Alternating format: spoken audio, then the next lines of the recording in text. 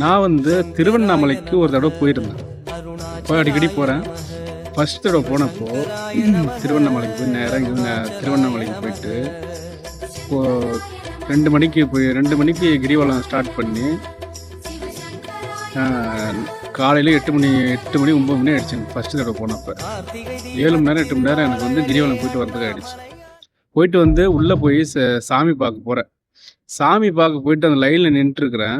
லைனில் போயிட்டுருக்கும்போது ஒரு 10 பேர் முன்னாடி இருப்பாங்க. அதுக்கு முன்னாடியே நான் மனசில் யோசிக்கிறேன், கடவுளே நான் வந்து ஒரு 5 நிமிஷமாவது உன் கிட்ட என்னை நிற்க வச்சு உன்னை நான் பார்க்கணும். நான் அப்படியே என்னை தள்ளி விட்டுறக்கூடாது.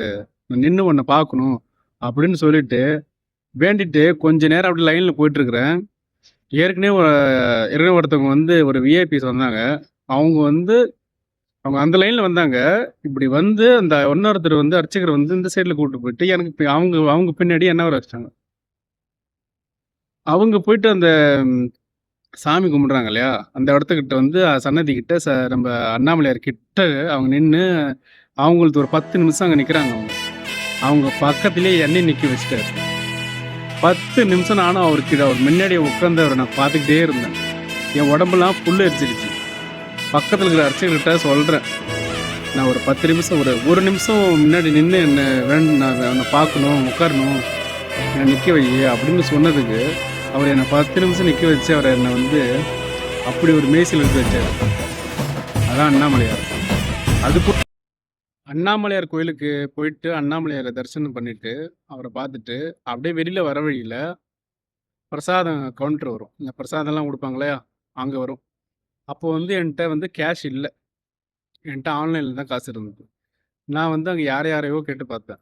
அண்ணாமலையாரே கிடைக்க மாட்டேங்குது. இந்த பிரசாதம் வாங்குறதுக்கு நான் ஃபஸ்ட்டு தடவை போயிருந்தேன். போயிருந்தப்போ எனக்கு வந்து கேஷ் இல்லாமல் வந்து எனக்கு வந்து பிரசாதம் வாங்க முடியல.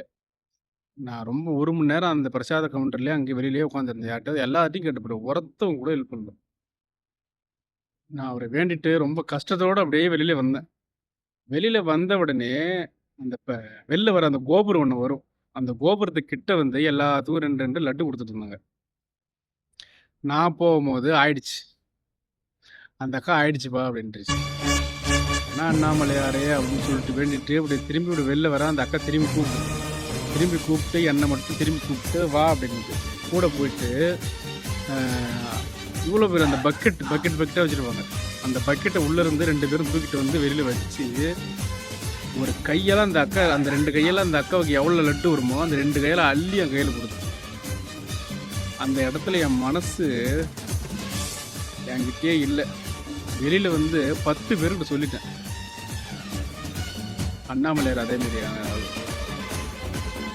அண்ணாமலையார் கோயிலுக்கு போங்க, கண்டிப்பாக நல்லது நடக்கும். அண்ணாமலையாருக்கு அரோகரா.